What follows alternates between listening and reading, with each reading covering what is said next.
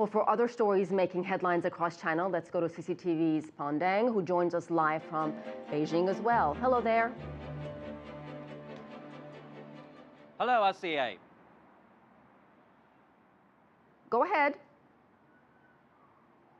Yes, China on Monday released its annual report on human rights conditions in 2013. The white paper elaborates the progress in China's human rights from 9 aspects, including social security rights, democratic rights, and personal rights. The Chinese government stressed many times to improve people's lives is still the priority of the government jobs, especially to increase income of residents. We can see from the report, for rural residents, the annual income was up 9.3% over the previous year.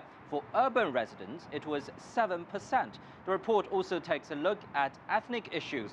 More than 13% of the National People's Congress deputies were from ethnic minorities and included all of the country's 55 ethnic minority groups.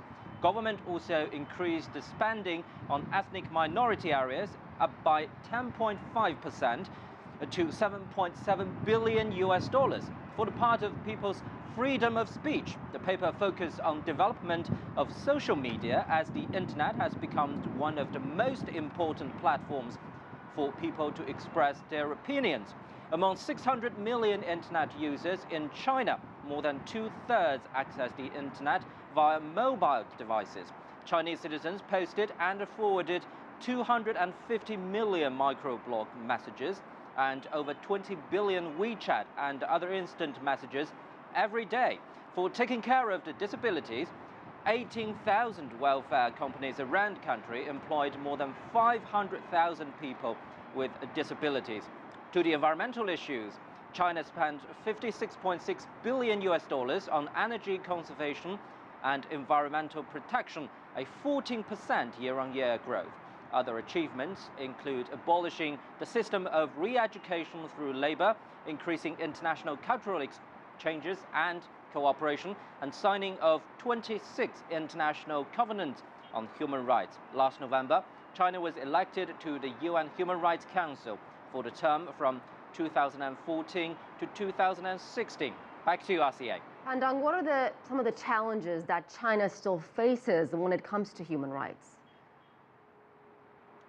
Yes, the report also noted that China is still a large developing country with conspicuous problems of unbalanced, uncoordinated and unsustainable development. Many issues need to be resolved step by step. And recent terror attacks also posed great threats to human rights conditions in China. President Xi Jinping on Monday urged a harsh crackdown on terror attacks to safeguard millions of innocent people's lives in Xinjiang Uyghur Autonomous Region. Back to you. Pandang, Japanese Defense Ministry expressed their anger after a close encounter between Chinese fighter jets and Japanese military planes this weekend. Any reaction from China on that?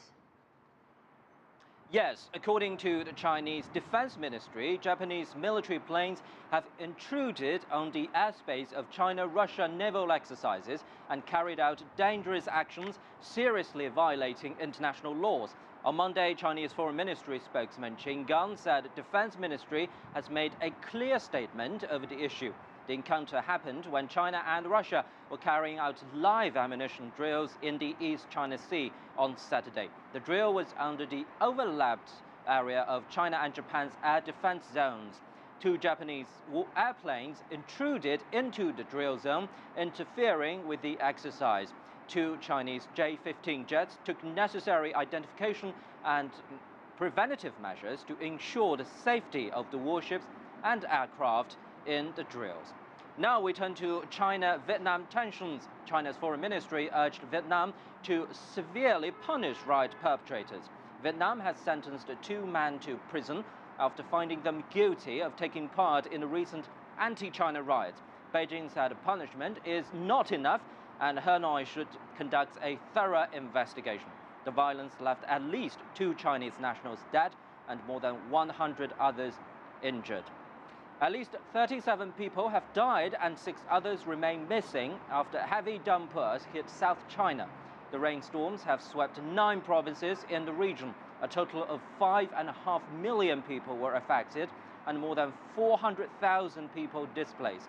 Floods also destroyed about 260,000 hectares of crops. Losses are estimated at $1 billion. China has activated a high-level emergency response in the affected areas. That's all for me now. Back to you, RCA. All right, thank you so much. Pan Dong live in Beijing.